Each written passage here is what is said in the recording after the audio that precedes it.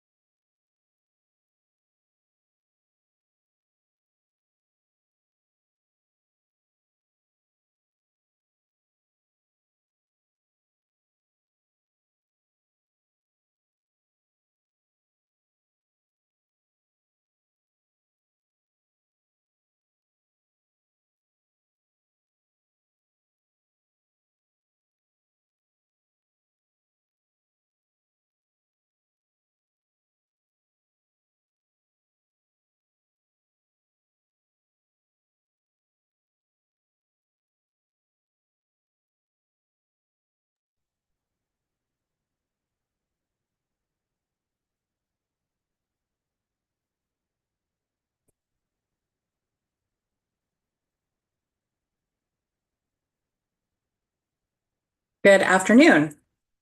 I'm Brianne Nadeau, council member for Ward 1 and chairperson of the council's Committee on Public Works and Operations. Today is Monday, November 25th, 2024, and I'm calling to order this additional meeting of the committee on the Zoom platform. The time is 12:45 p.m.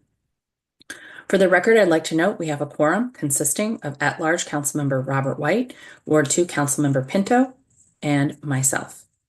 Today, the committee will consider and vote on three measures. B25-749, the Amplified Sound Mitigation Regulation Amendment Act of 2024. B25-131, Containing Litter and Ensuring Adequate Neighborhood Collections Amendment Acts of 2023. And PR 25-993, Director of the Office of Human Rights Kenneth L. Saunders Confirmation Resolution of 2024. The first bill we'll consider is the Amplified Sound Mitigation Regulation Amendment Act of 2024. B24-749 was introduced on March 15th, 2024 by Chairman Mendelson, with council members Pinto, Bonds, and myself co-introducing. The goal of this legislation is to protect the vibrant musical and cultural history of neighborhoods while establishing reasonable protections for residents from excessive amplified sound. Between 2018 and 2021, there was legislation, the Amplified Noise Amendment Act, that attempted to address these challenges, but did so in a way that was overly punitive to performers. The introduced version of the Amplified Sound Mitigation Regulation Amendment Act is a product of collaboration with residents and the DC music community. It sets clear, consistent, and easy to measure standards for amplified decibel limits, allowing for measurement at the point of amplification, and clarifies the Department of Licensing and Consumer Protection as the primary agency for enforcement of amplified sound standards. The committee print retains these changes, but also makes adjustments based on testimony about potential enforcement challenges. The Department of Licensing and Consumer Protection testified that, in their experience, notices of infraction are ineffective in changing certain behaviors, and that a risk to one's licensure typically makes enforcement action more effective. In response, the committee print requires that anyone using an amplified sound device in a public space must obtain a license.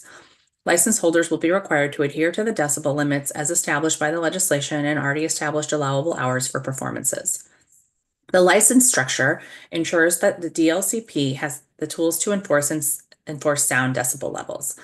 Many other cities have also adopted permit or license models, including New York City, Houston, Baltimore, and Chicago.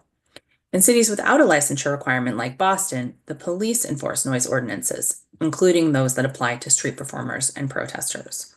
The committee worked with the music community to make the license as low barrier as possible and to ensure that enforcement is not overly punitive. The license application will be simple and low cost, and enforcement staff will be required to issue a warning prior to issuing a fine. The committee print also lowers the cost of the fine for an initial violation. With that, the committee recommends the council approve B25-749. Is there any discussion on the report or the print? Councilmember Pinto. Thank you so much, Chairwoman Nadeau, for all of your work on this bill. I know that our teams have been in close coordination. There's been a lot of collaboration and involvement from the community, which I also really appreciate. I strongly support this bill today, the Amplified Sound Mitigation Act of 2024. And know that this carefully crafted legislation will address noise concerns in our city while also being careful to protect fundamental First Amendment rights and the cultural vibrancy of our city, which is so important to all of us. Research has consistently shown that prolonged exposure to excessive noise can lead to serious health issues, including increased stress levels, sleep disturbances, and cardiovascular problems. Our residents have the right to reasonable peace and quiet in their homes and neighborhoods. And I think that this bill seeks to protect through sensible sound level standards. The bill establishes clear, measurable standards that create an objective way to measure and enforce sound levels, while also ensuring fairness for both residents and performers.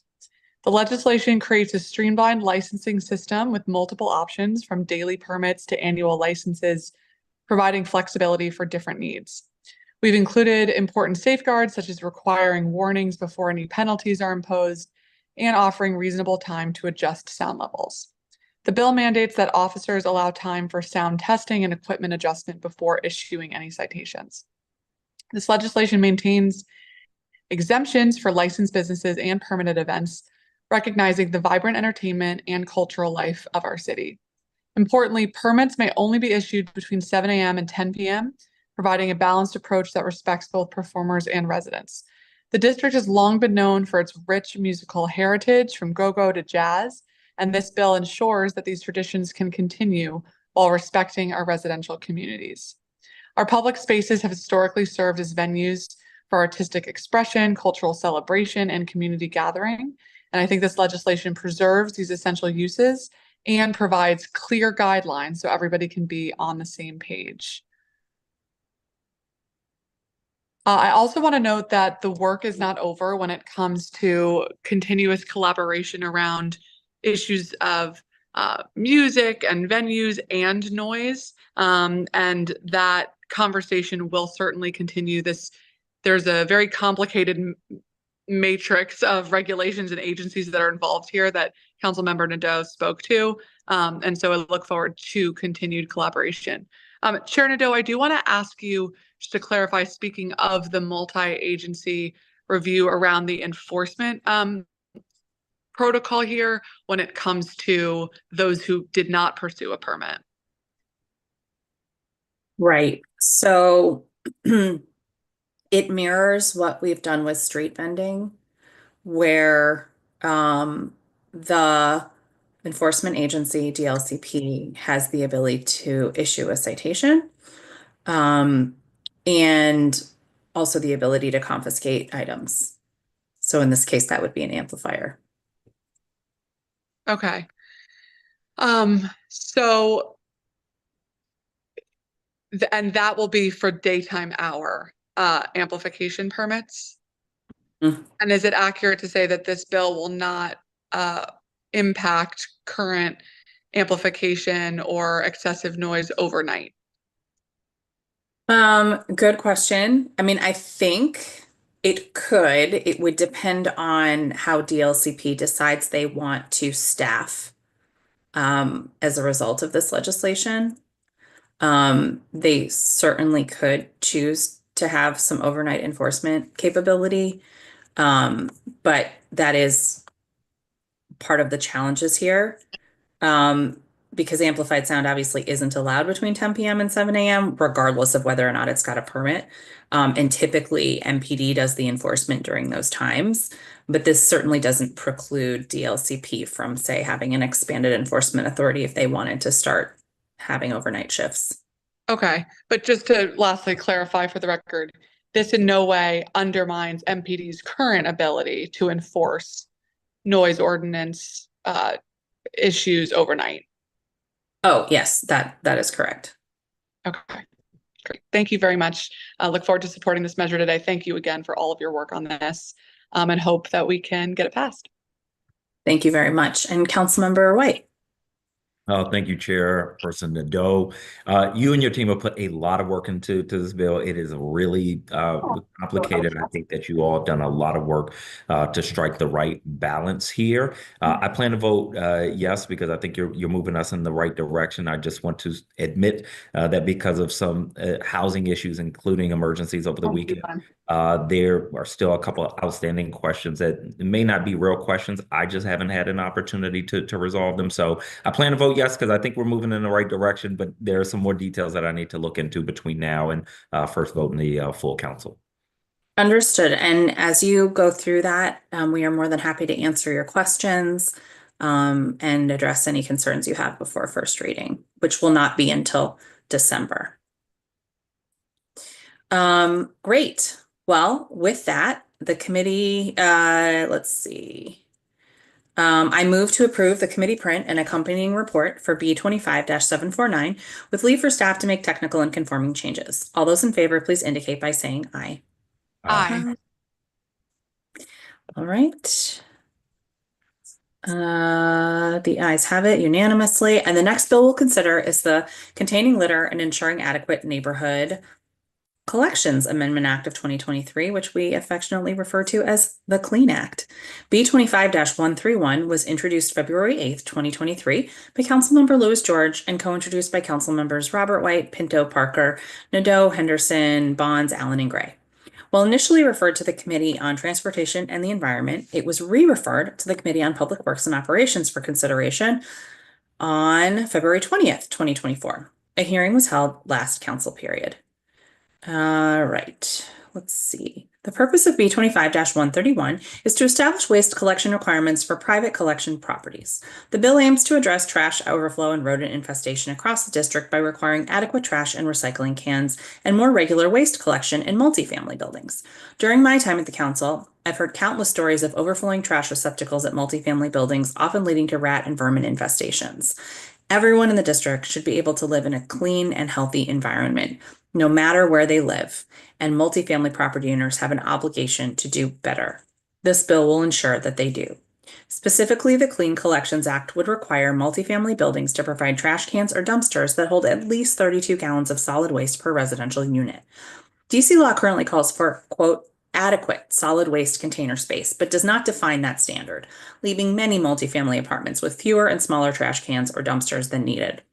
The legislation would also require trash at multifamily buildings to be collected at least twice per week.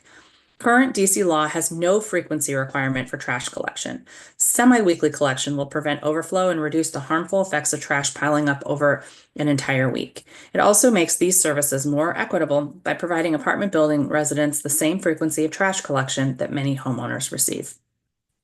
The committee print makes a number of changes to the bill as introduced. First, the print requires that containers supplied at private collection properties be of equal volume for source-separated trash and recyclable materials so that residents are able to dispose of as much recyclable materials as they are trash. This change was made based on hearing testimony indicating that lack of recycling capacity may be a bigger issue than lack of trash capacity. Subsequent conversations with DPW affirmed that private collection properties often lack sufficient recycling capacity, even if they provide sufficient trash capacity. DPW has also explained that a frequent issue their solid waste education and enforcement team sees is theft of waste containers, which creates or exacerbates an issue of lack of trash capacity. To address this issue, the print requires that private collection properties provide dumpsters rather than 32-gallon or 64-gallon waste containers where feasible. In addition, it requires that any waste containers be secured to protect against theft when not set out for collection. The print also removes the fine print requirements included in the bill as introduced. Sorry, maybe that's 5. DPW also has the fine requirements. Thank you. Let me start again. The print also removes the fine requirements included in the bill as introduced. DPW also already has the authority to fine for violations of the Sustainable Solid Waste Management Amendment Act of 2024 and does in fact do so. The fine requirements in the introduced bill would have been harsher, at least initially, than DPW's existing schedule of fines and would have limited the agency's flexibility around issuing fines.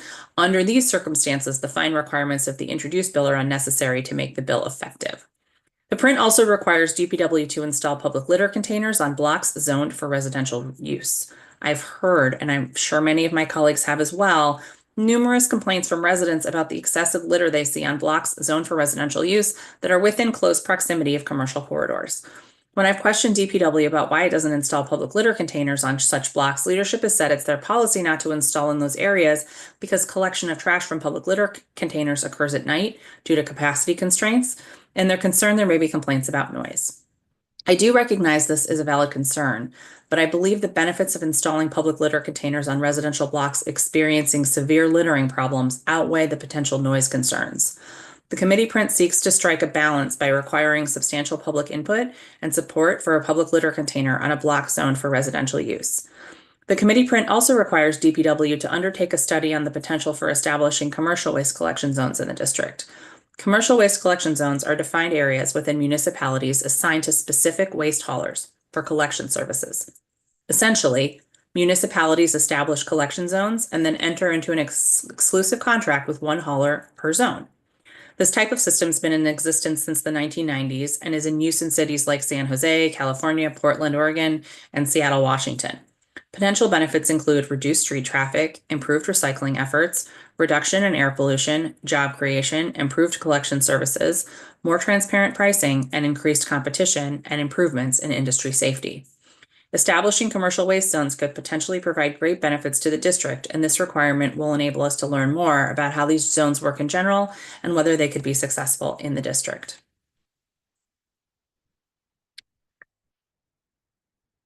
Finally, the committee print incorporates and modifies language from Councilmember Henderson's Taking Rubbish Away from Small Homes Amendment Act of 2023, requiring the CFO provide information related to the condominium and cooperative trash collection real property tax credit.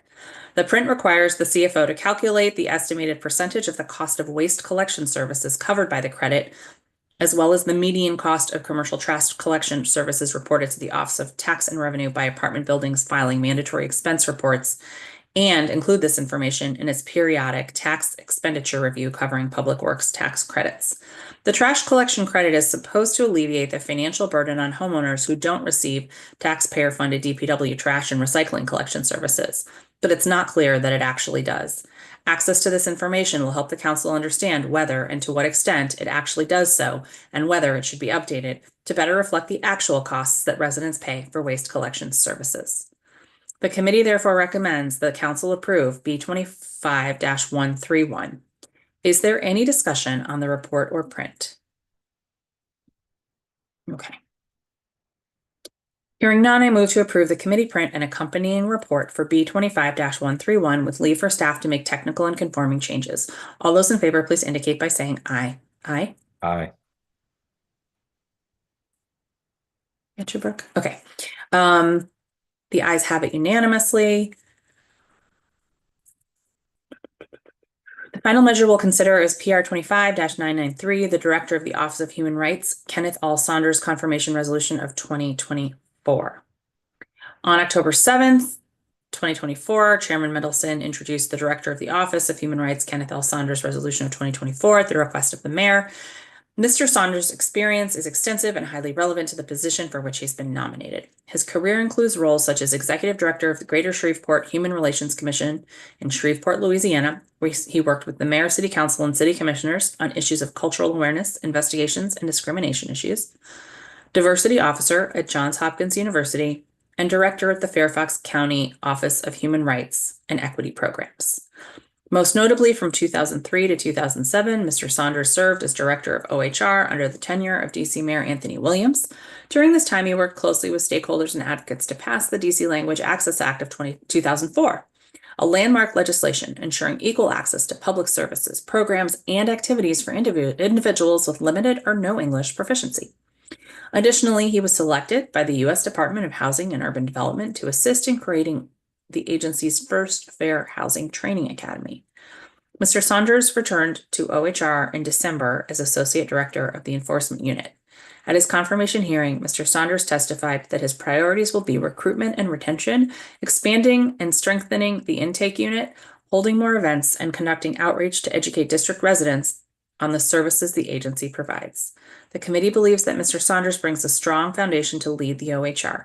His professional experience, his dedication to public service and human rights, and his vision for the agency makes him competent and qualified to serve as director. The committee makes no changes to the print.